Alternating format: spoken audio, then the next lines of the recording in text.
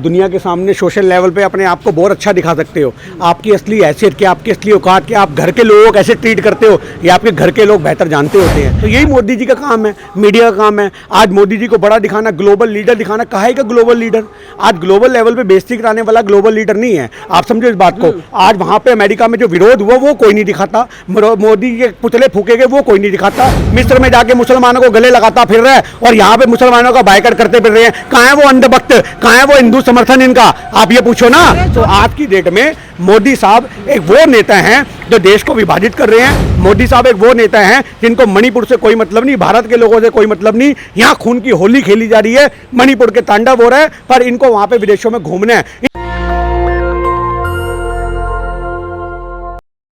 पूरे दुनिया में नरेंद्र मोदी का डंका बज रहा है। पूरी दुनिया मान रही है कि नरेंद्र मोदी बॉस हैं दुनिया के और पूरे दुनिया के सबसे बड़े नेता बन गए। लेकिन भारत में ही तमाम ऐसे लोग हैं जो नरेंद्र मोदी को बड़ा नेता मानते नहीं, बल्कि इनका काम है सीधे सीधे नरेंद्र मोदी पर हमला करना। मेरे साथ गिन्नी है। एक बात बताइए, जब पूरी दुनिया मोदी जी को बॉस मान रही है, मोदी जी लगातार उद्घाटन कर रहे हैं, हरी झंडी दिखा रहे हैं, फिर भी आप लोग मोदी जी पर अटैक करते हैं। आदमी के घर से पता लगता है उसकी हैसियत क्या है।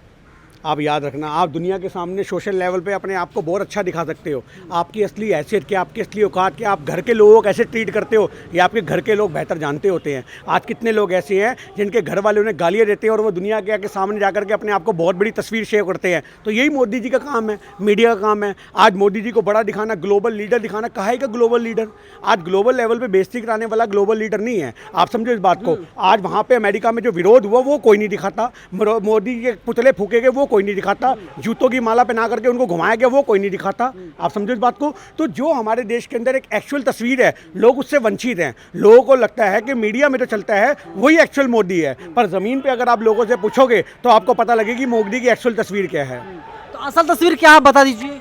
देखिए, सबसे बड़ी बात यह है कि जो आदमी अपने घर के लोगों को पूछना नहीं जानता, आज आपने वो डायलॉग सुना होगा कि घर में माँ भूखी बैठी, बाहर तो लंगर लगा, ऐसे लोग जहाँ में बख्शे जाते नहीं। आज मणिपुर जल रहा है और ये आदमी भ्रमण पे है। मणिपुर में लोग पलायन के लिए मजबूर हैं, पर ये आदमी भ्रमण पे है। इसको वहाँ पे शीखियाँ मारनी है। आप समझो, मणिपुर के अंदर लापता के पोस्टर लग चुके हैं मोदी के नाम के। आप समझो, वहाँ के लोगों ने लगाए हैं। और ये जितना हिंदू हिंदू हिंदू हिंदू करते हैं, तो मणिपुर के अंदर जलने वाले लोग कौन हैं? जिनके घर जलाए जा रहे हैं, जिनकी दुकानें जलाई जा रही हैं, जो जंगल में अपने बच्चों को लेकर के बैठे हैं कि किसी भी तरीके से हम अपनी रात गुजार लें। लोग जंगल के रास्तों से डरते थे कि भैया जीव जंतु मार देंगे, पर आज उनको जीव जंतु सुरक्षित लग रहे हैं और बाहर अपने आप में डर लग रहा है कि बाहर अगर हम रहेंगे तो मार दी जाएंगे, जीव जंतु से फिर निपट लेंगे। तो वो लोग हिंदू नहीं है। इतनी बड़ी आबादी में जो प्लान कर रहे हैं वो हिंदू नहीं है। पहले कश्मीरी पंडित आज भी बैठे हैं वहां पे, प्रदर्शन कर रहे हैं कश्मीर के अंदर। इन्हीं की सरकार है। 2014 के बाद से कितने कश्मीरी पंडितों को बसा दिया, अभी तक कश्मीर के लोग बसे नहीं थे। एक प्लान मणिपुर से भी शुरू हो गया। तो ये अपने आप के अंदर एक तस्वीर है जो दिखाती है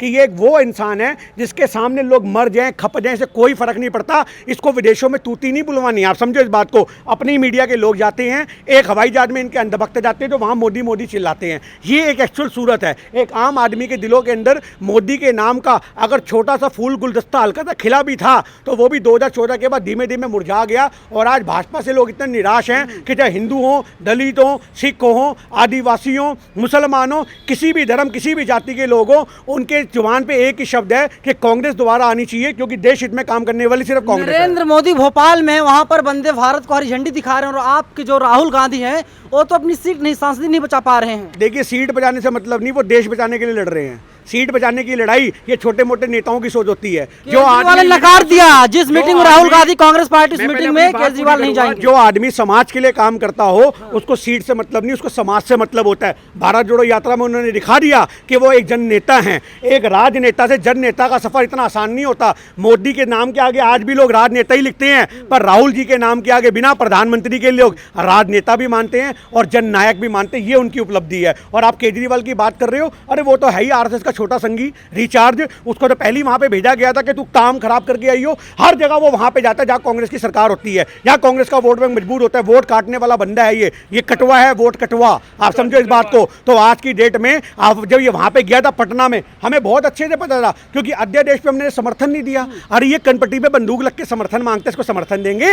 एक भिखारी को भी अगर आज एक भिखारी आपकी गुद्दी पकड़ के बोले 20 रुपए दे, 20 रुपए दे, आप चपेट दोगे कान के नीचे। आप ये भी देखो ये लूला है लंगड़ा है, क्योंकि तमीज से खड़ा आओ पहले भीख मांगनी तो सीख ले साले। तो आज वही वाली बात है, केजरीवाल को समर्थन मांगना आता नहीं है। यहाँ पे धरने पे बैठने वाला आदमी गली गली, और उसको क्या पता कि किस तरीके से समर्थन मांगता है, किस नेता की क्या इज्जत की। शीला दीक्षित जी को भर भर के किलो के भाव में गालियां देने वाला आज हमसे अध्यादेश के मामले में उम्मीद कर रहा है। अब ये बात को ध्यान दो, समर्थन मांगना था, मांगता समर्थन। आज पब्लिकली आके बोलता शीला जी पे जो आरोप लगाए वो निराधार थे, मैंने जो हाथ में फाइल लेके घूमता था वो कोरे कागज थे, लोगों को फुद्दू बनाया मैंने, ये बात ये बोलता तो हम भी मानते कि केजरीवाल ने पूरी पब्लिक के सामने अपने आप माथा टेका है और कांग्रेस से माफी मांगी। उसके बाद सोचा जाता है कि इसको अध्यादेश पे समर्थन देंगे या नहीं देंगे। उसी की चिढ़ थी, मैं आपको बता रहा हूँ। अध्यादेश का मसला था, मन के अंदर मवाद था, जमा पड़ा था, जो पटना में फूट गया, तो हम इसको समर्थन नहीं देंगे। और इसका समर्थन मांगता कौन है?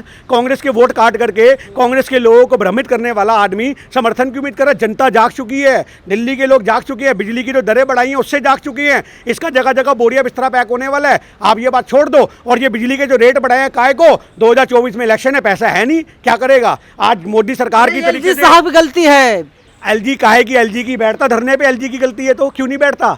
जो आदमी कांग्रेस की सरकार के खिलाफ बैठ गया एलजी के सामने, ये क्यों नहीं बैठता धरने प्रदर्शन पे? क्योंकि कांग्रेस और बीजेपी दोनों एक सिक्के के दो पहलू हैं। ये आपको लगता होगा, केजरीवाल कह रहे हैं, आम आदमी पार्टी कह रही है। वो तो खुद खोटा सिक्का है, उसको क्या पता, खोटे सिक्के को क्या पता कि सिक्के चलन में किस तरह से होते हैं। केजरीवाल तो जान करके कांग्रेस पे आरोप लगा करके अपनी गंदी राजनीति करता है, मोदी को फायदा पहुंचाता है। आप केजरीवाल से कोई उम्मीद मत करो, और जबरदस्ती उसके इंटरव्यू ले लेके लोग उसको नेशनल मीडिया के अंदर नेशनल लीडर बनाने की कगार में खड़े हैं। उसको प्रधानमंत्री का चेहरा बनाया जा रहा है। इस आदमी को इग्नोर करेगी भारत की जनता, उतना भारत के लोगों का भला होगा। बता दीजिए राहुल गांधी की शादी कब होगी? लालू यादव ने साफ कह दिया कि शादी कर लीजिए, हम लोग बारात चलेंगे। देखिए आज वो तो उन्होंने एक अपने प्यार में बोला, एक छोटे बच्चे को जैसे आदमी बोलते हैं, उन्होंने अपना एक बड़प्पन दिखाया कि चल भाई आज शादी कर ले। बच्चे हैं, सुनिए, बिल्कुल आज उनके लिए तो बच्चे ही हैं। लालू यादव 70 साल की उम्र के पार हो रहे हैं। आज 20 साल में आदमी गांव के अंदर 2 बच्चे गोद में लेके बैठते हैं। राहुल जी कहाँ 52 के, कहाँ वो 72-70 का, तो नेचुरल सी बात है, उसके तो पिता समान ही है।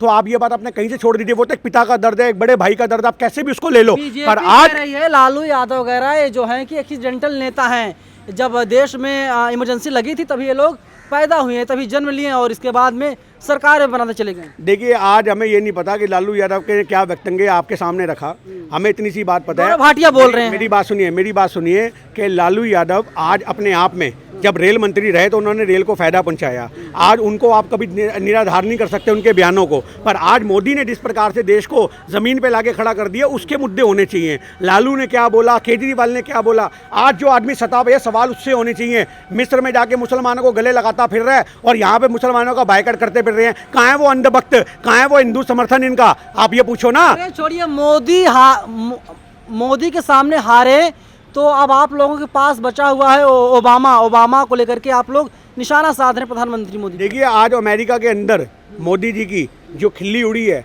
वो सारा जग जानता है। आज अपने आप के अंदर इनको एक डिवाइडर माना जाता है, ये देश को विभाजित करने वाला नेता माना जाता है। टेररिस्ट के पोस्टर हाथ में लोगों ने लगाए हैं, आप कहो तो मैं वीडियो के लिए भेज दूंगा। हमारी नहीं है, अमेरिका के लोगों की है, आम जनता की है, जहाँ पे मोदी के आगे लिखा हुआ है टेररिस्ट। तो आज देखो आप इस बात को, 2002 के लिए लोग उसको आरोपी मानते हैं, आज भी लोगों ने मन से माफ़ नहीं करा। अमेरिका के अंदर अरे अंग्रेजी बोलनी नहीं आती तो काय अंग्रेजी का पोस्टमार्टम कर रहे हो भैया? तुम भी वहाँ पे छोड़े में बोलते, जैसे यहाँ बोलते हो हम हिंदू हैं तो वहाँ बोलते हैं हम भारतीय हैं, हम तो हिंदी में बोलेंगे। और अगर फिर भी तुम्हें लगता है कि अंग्रेजी तुम्हारी भाषा नहीं समझ पाते तो ट्रांसलेटर जाते, क्या जरूरत थी? अंध वक्त भी कान फोन पे लगा लगा के सुन रहे हैं। अपॉर्चुनिटी बोला, अपॉर्चुनिटी, उसके बाद क्या बोला? लोगों को समझ में नहीं आया ये क्या बोल जाता है। आप इस बात को समझो। और वो अमेरिका के लोगों की मजबूरी होती है, समर्थन देना पड़ता है, बड़ा आदमी है, उन्हें समझ में आए ना डांट पाड़ देते। वो जॉय बाइडेन भी जो क्यों ना हो, उनको समझ नहीं आया ये क्या बोल रहा है, उन्हें कहे एक हंस दो, अगले की बेइज्जती ना हो, अगला क्या बोल रहा है, फोटो तो खिंचानी है, फोटो खिंचा लेंगे। तो आज की डेट में मोदी साहब एक वो नेता हैं जो देश को विभाजित कर रहे हैं। मोदी साहब एक वो नेता हैं जिनको मणिपुर से कोई मतलब नहीं, भारत के लोगों से कोई मतलब नहीं। यहाँ खून की होली खेली जा रही है, मणिपुर के तांडव हो रहा है, पर इनको वहाँ पे विदेशों में घूमना है। इनके मन के अंदर एक तमन्ना है कि कोई देश छूटना नहीं चाहिए। जब मेरा इतिहास लिखा जाए तो ये होना चाहिए मैं 250 देशों के अंदर घूमा, भले वहाँ से कोई फायदा हुआ या नहीं हुआ। मनमोहन सिंह जाते थे तो FDI के रूप में भारत में पैसा आता था, विदेशी कंपनियां इन्वेस्ट करती थी, इसके इतने भ्रमण का फायदा क्या हुआ? आप अमेज़न वाले तो आ रहे हैं, बढ़ाएंगे अपना निवेश। या आपको लगता है जितने यहाँ पे आते नहीं उससे ज़्यादा बोरिया बिस्तरा पैक करके चले जाते हैं? पिछले 8 साल के अंदर 150 से ज़्यादा अपनी जो मल्टीनेशनल कंपनियां हैं जो FDI के रूप में यहाँ पैसा लगा था वो समेट के भाग चुकी हैं। आप उनके आंकड़े निकालो, वो कहते हैं भारत के अंदर काम करते डर लगता है, ये हिंदू मुसलमान का देश बन चुका है, यहाँ पे हम क्या कमाएंगे? यहाँ तो हमारे कर्मचारियों को बांट देंगे, हिंदू मुसलमान करके यही खून की होली खेलेंगे मेरे कर्मचारी, हम यहाँ पे काम करेंगे। तो लोगों ने अपना बोरिया बिस्तरा पैक करके विदेशों में जाना शुरू कर दिया है। एक टाइम था जब लोग इंडिया की तरफ मूव करते थे कि यहाँ पे मैन पावर बहुत ज़्यादा है, सस्ते में लेबर मिलती है, पर आज लोग कहते हैं हमें मैन पावर से मतलब नहीं, हमें ज़िंदगी से मतलब है, हमें अपने कर्मचारियों की सुरक्षा से मतलब है, ये देश सुरक्षित नहीं लगता हमें। तो आप ऐसे में क्या सोचोगे बताओ? आपके पास कोई मुद्दा नहीं बचा, कोई ऑप्शन नहीं बचा हुआ है। और देखिए नरेंद्र मोदी भोपाल में हैं, वहाँ पर कह रहे हमारा बूथ सबसे मजबूत। 23 में चुनाव होने हैं जिसमें राजस्थान, छत्तीसगढ़, मध्य प्रदेश है। मोदी जी कह रहे हैं कि भारतीय जनता पार्टी तीनों जगहों पर जीत रही है।